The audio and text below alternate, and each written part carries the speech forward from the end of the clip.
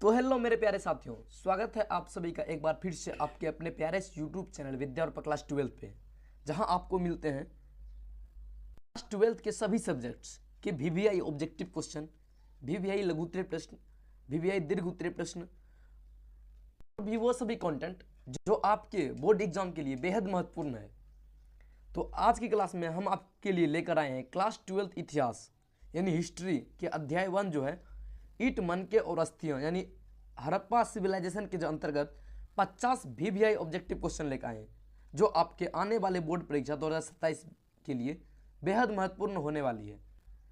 तो चलिए आज की क्लास को बिना विलंब के शुरू करते हैं। एक बात का आपको ध्यान रखना है कि आपको जो इसका आंसर है साथ साथ देते हुए भी चलना है। पहला क्वेश्चन आज का कि हड़प्पा सभ्यता की खोज सर्वप्रथम किसने की थी, जिनके ऑप्शन है Dayaram Sahni, Rakhal Das Banerjee, John Marshall, Alexander Cunningham. तो हड़प्पा सभ्यता की खोज जो थी सर्वप्रथम दयाराम साहनी ने किया था, और तो इनका जो खोज हुआ था यह 1921 में यह भारतीय पुरातत्व थे दयाराम साहनी, इन्हीं के द्वारा किया गया था। और आप लोग का जो अगला प्रश्न है कि हड़प्पा सभ्यता का परिपक्व काल माना जाता है, परिपक्व काल जो माना जाता है यह इनका 1900 से 2600 ईसा पूर्व माना जाता है, यानी ऑप्शन बी जो है इनका बिल्कुल ही सही जवाब हो जाएगा। और आप लोग का जो अगला प्रश्न है यानी प्रश्न नंबर 3 है कि हड़प्पा किस नदी के तट पर स्थित है, ऑप्शन है आपका रावी, सतलज, सिंधु या झेलम। तो हड़प्पा जो है यह आपका रावी नदी के किनारे स्थित है, यानी ऑप्शन ए जो है इनका बिल्कुल ही सही जवाब हो जाएगा।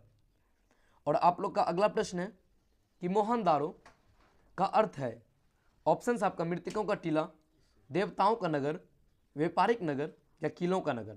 तो मोहनदारो या मोहनजोदड़ो पूछता है तो इनका जो अर्थ होता है यह मृतकों का टीला होता है, यानी ऑप्शन ए जो है इनका बिल्कुल ही सही जवाब हो जाएगा।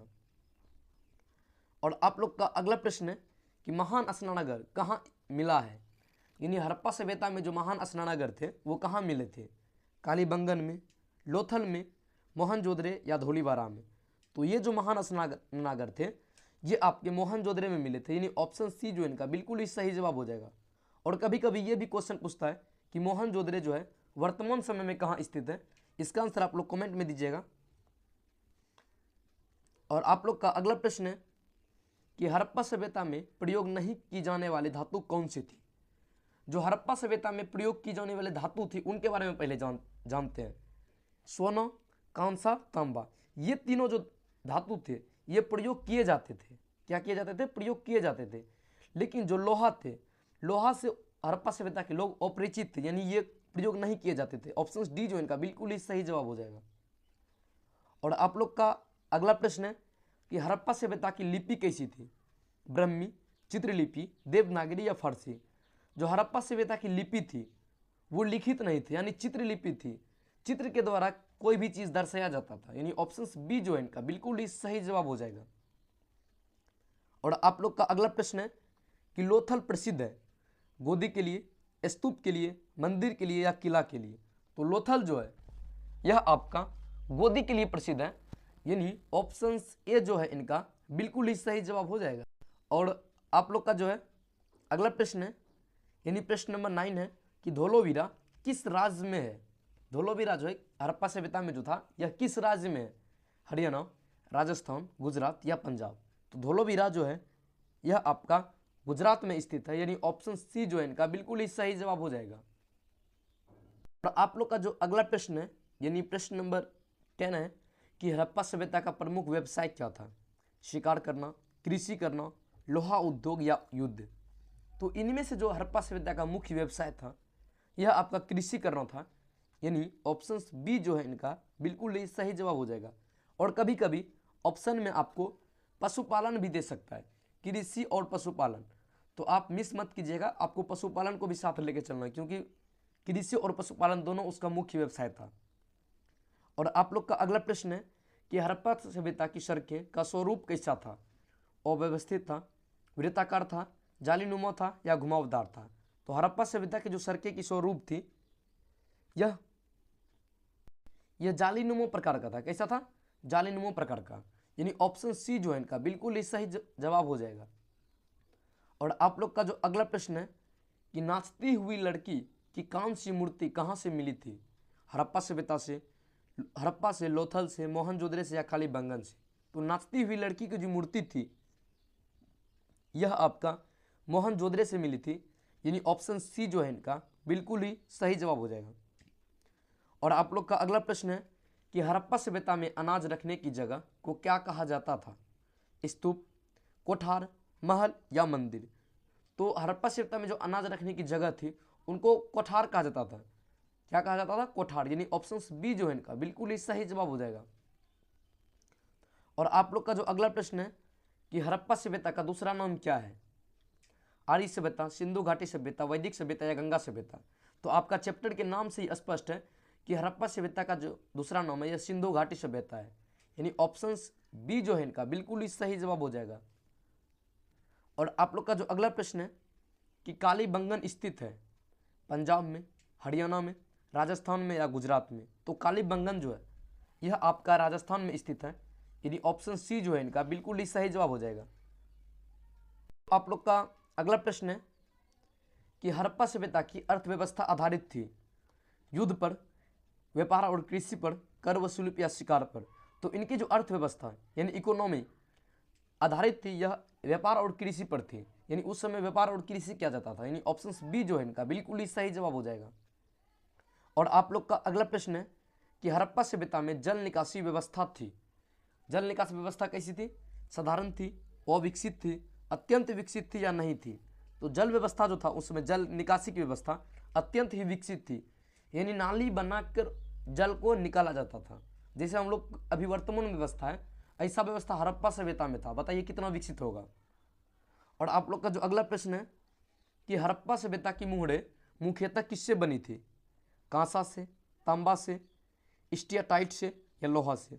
तो हड़प्पा सभ्यता की जो मोहर थी यह स्टीयाटाइट से बनी थी, यानी ऑप्शन सी जो है इनका बिल्कुल ही सही जवाब हो जाएगा।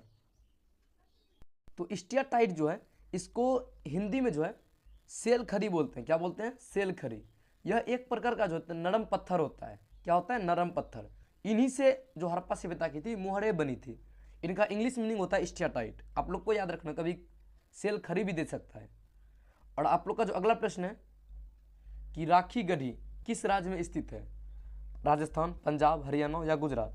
तो राखी गढ़ी जो है यह आपका हरियाणा में स्थित है, यानी ऑप्शन सी जो है इनका बिल्कुल ही सही जवाब हो जाएगा। और आप लोग का जो अगला प्रश्न है कि हड़प्पा सभ्यता का विस्तार था, कहाँ तक विस्तार था? अफगानिस्तान तक, गुजरात तक, राजस्थान तक या उपयुक्त सभी? तो हड़प्पा सभ्यता की जो विस्तार था यह भारत से लेकर अफगानिस्तान तक था, यानी उपयुक्त सभी इसका आंसर हो जाएगा। ऑप्शन डी हो जाएगा इसका सही आंसर। और आप लोग का जो अगला प्रश्न है कि हड़प्पा सभ्यता में घर बने थे पत्थर से, लकड़ी से, पक्की ईंट से या घास से? तो हड़प्पा सभ्यता में जो घर बने हुए थे वह पक्की ईंटें से बने थे। किससे? पक्की ईंट से। ऑप्शन सी जो है इनका बिल्कुल ही सही जवाब हो जाएगा। और आपका अगला प्रश्न है कि हड़प्पा सभ्यता में किस पशु का चित्र नहीं मिलता है? बैल, घोड़ा, हाथी या गेंडा? तो हड़प्पा सभ्यता में सभी बैल का, हाथी का, गेंडा ये सभी का चित्र मिलता है। किसका मिलता है? ये सभी का चित्र मिलता है, लेकिन घोड़ा का चित्र नहीं मिलता है। किसका? घोड़ा का। ऑप्शन बी जो है इनका बिल्कुल ही सही जवाब हो जाएगा। और आप लोग का जो अगला प्रश्न है कि पशुपति मोहर किस सभ्यता से संबंधित है? वैदिक, हड़प्पा, मौर्य या गुप्त? तो पशुपति जो मोहर है यह आपका हड़प्पा सभ्यता से संबंधित है। ऑप्शन बी जो है इनका बिल्कुल ही सही जवाब हो जाएगा। और आप लोग का जो अगला प्रश्न है कि हड़प्पा सभ्यता का पतन संभवतः किस कारण से हुआ था? प्राकृतिक आपदा, आक्रमण, जलवायु परिवर्तन या उपयुक्त सभी? तो इनका कारण उपयुक्त सभी बताया जाता है। ऑप्शन डी जो इनका बिल्कुल ही सही जवाब हो जाएगा।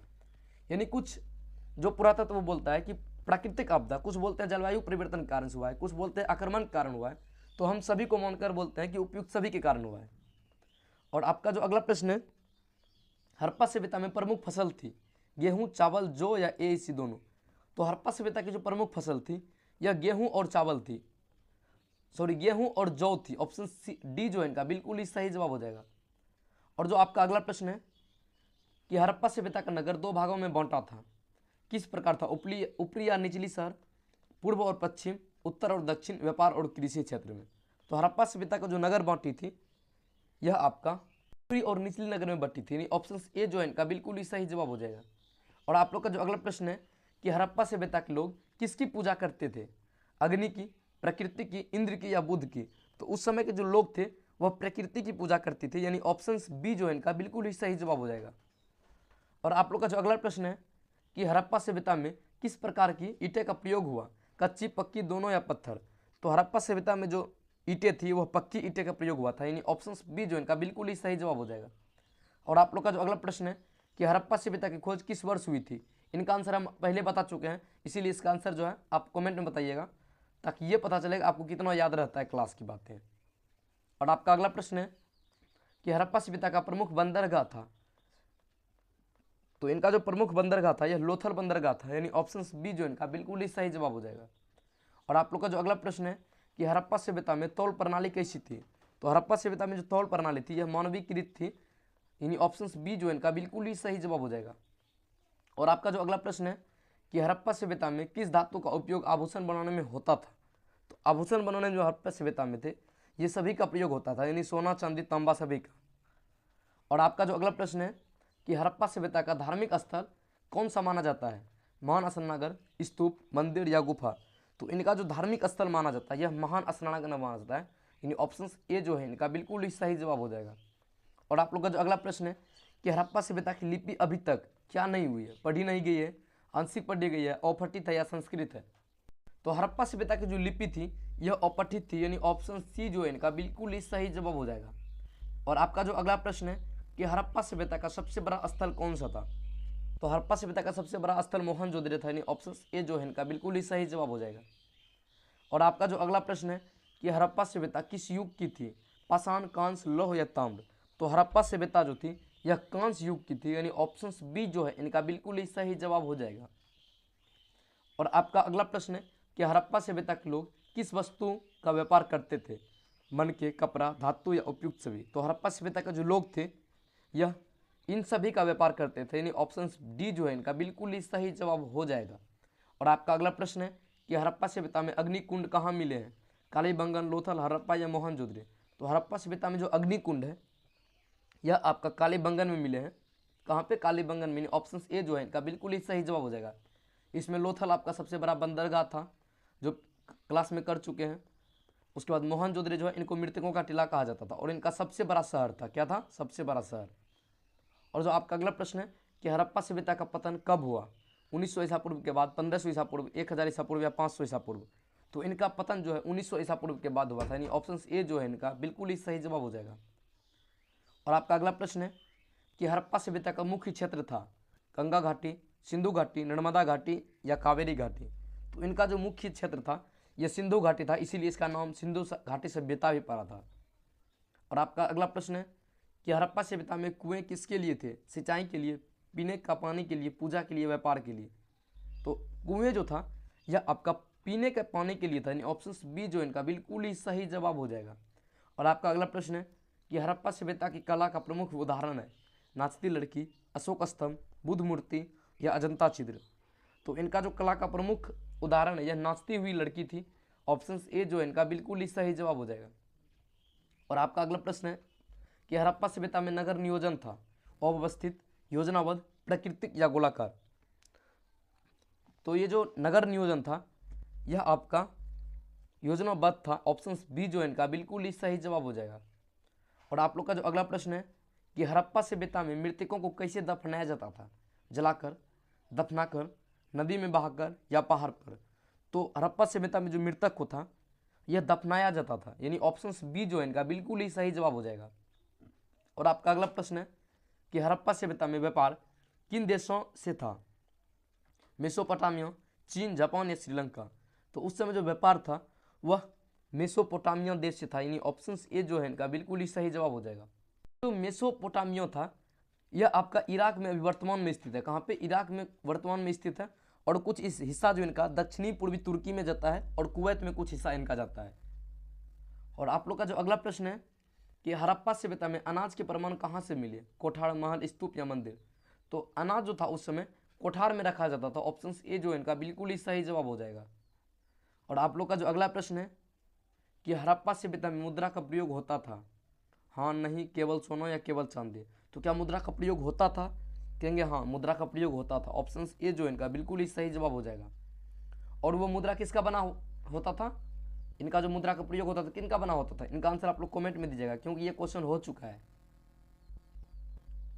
और जो आपका अगला प्रश्न है, प्रश्न नंबर 48 है कि हड़प्पा सभ्यता की मुख्य विशेषता क्या थी, नगर नियोजन, युद्ध, साम्राज्य या राजतंत्र। तो इनकी जो मुख्य विशेषता थी नगर नियोजन थी, यानी ऑप्शन ए जो है इनका बिल्कुल ही सही जवाब हो जाएगा।